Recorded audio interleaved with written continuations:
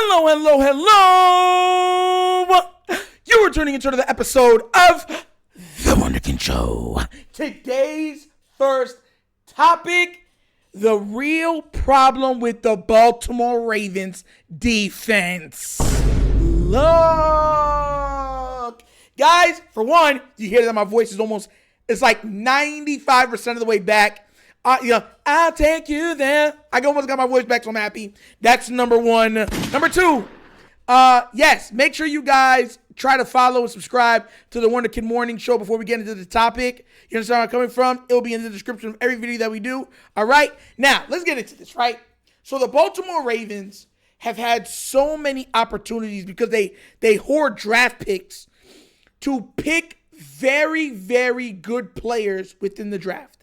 At least on the short end, to use those picks to move up to get more high-quality players. Now, the Ravens have gotten some quality players. Make no mistake about it. Justin Madubuike, quality player.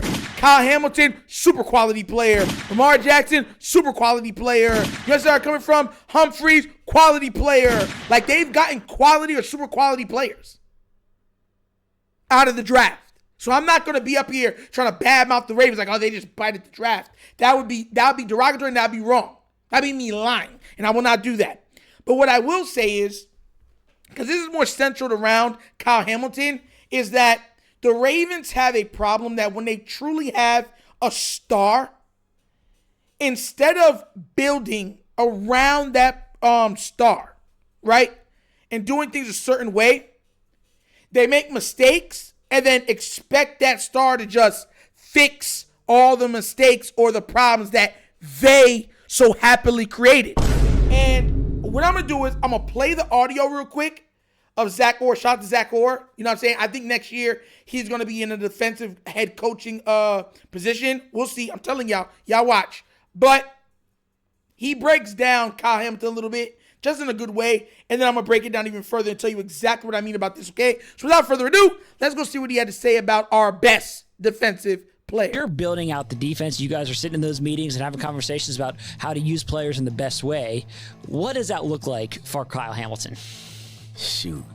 Just make sure he's out there. Make sure he's out there on the field. He's impactful and can make plays from every part of the field. He's always trying to figure out ways to get him close to the line of scrimmage to blitz him, because he's a heck of a blitzer. He's one of our best blitzers, right? He's effective doing that. He's a great tackler in space, but then you also want him to do stuff in the back end as well, because he covers a lot of ground and he has real good ball skills. So, I mean, he's one of the easiest guys to figure out how to put him in the best position, because he's never in a bad position. Honestly, he's really not.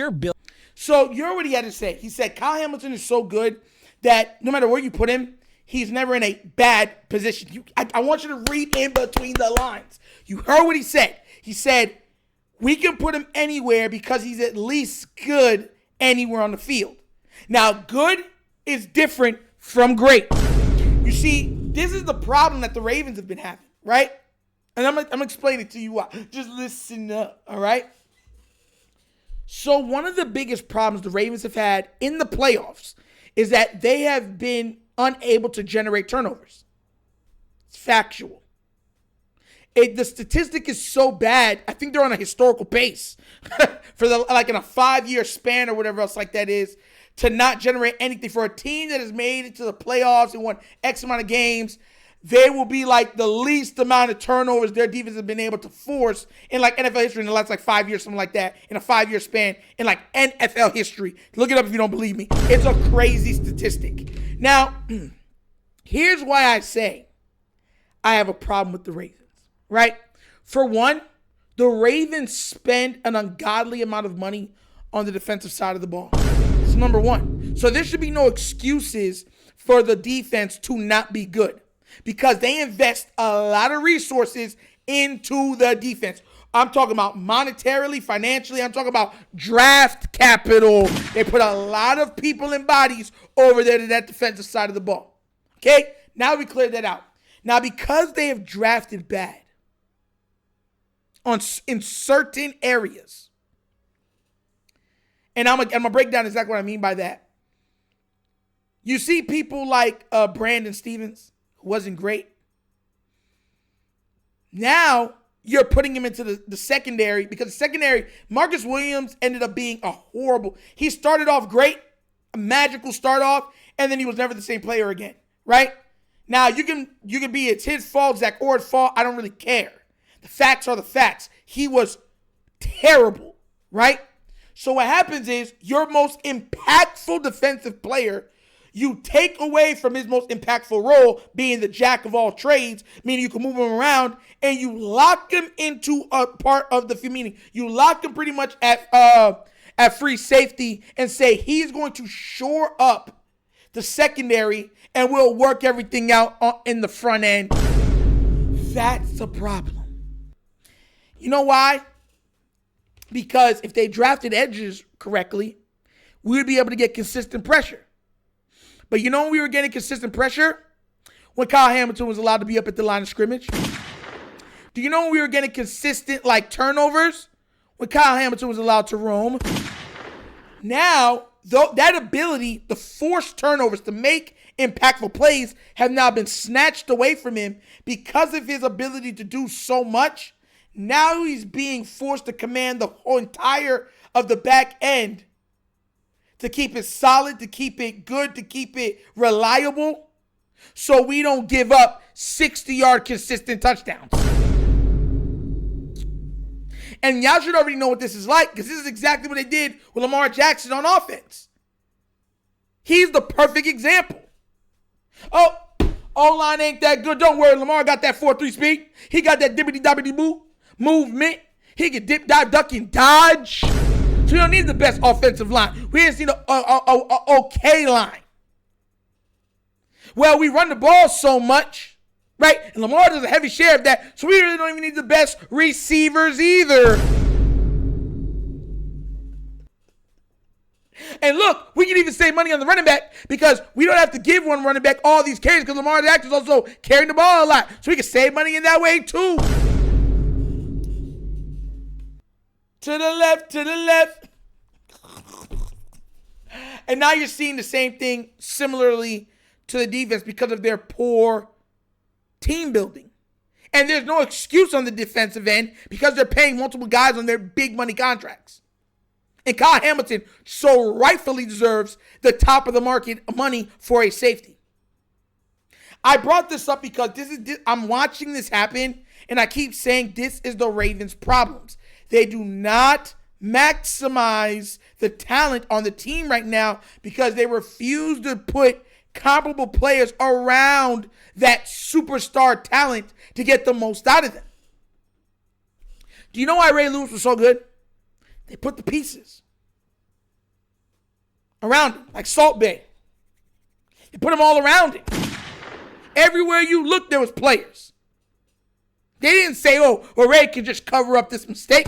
Oh, well, the safety didn't do it. Ray could drop back and cover up that mistake. Oh, we're not really getting enough pattern. We could put him in blitz, and Ray could cover up those mistakes.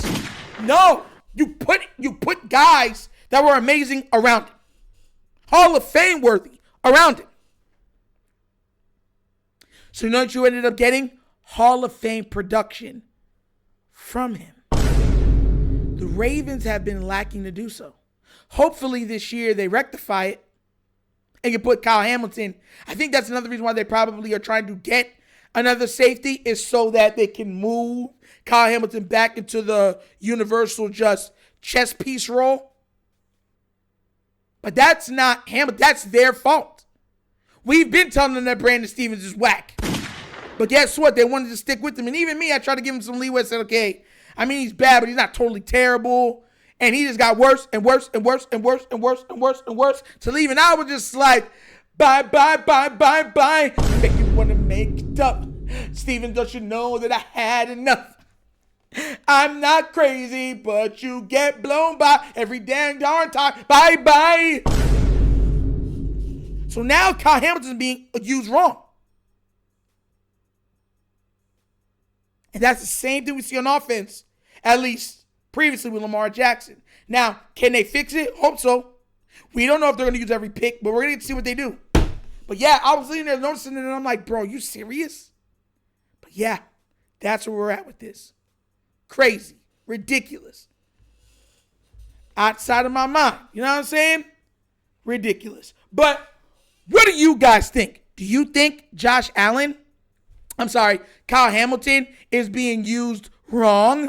And do you think that they, because of their lack of getting an edge rusher or another corner, a proper corner and stuff like that, and with the diminishment of Marcus Williams being off the team, it's forced him to do something that he's just good at and taking away his magic, which now impacts the defense of being unable to make turnovers? Let me know what you think down in the comment section, please, all right? All right. But as always, that's the episode of The Wunderkind Show.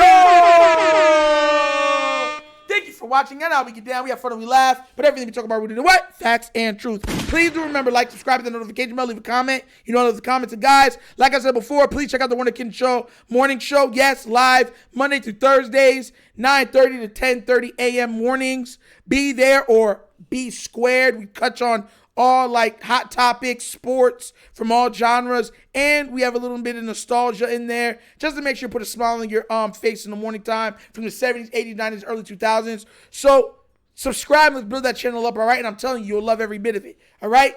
Also, if you'd like to donate to this channel, help out with equipment and such stuff like that, bottom of the screen, there's a QR code to a Cash App. Cash App located in the description of every video that we do. Name of it is money sign, The Wunderkind Show. Super easy. But that's the episode of The Wunderkind Show. This show is not just signing off, and as always, you know my slogan. Peace. I am out of here. Huh? Yerp. Finish him, Daddy.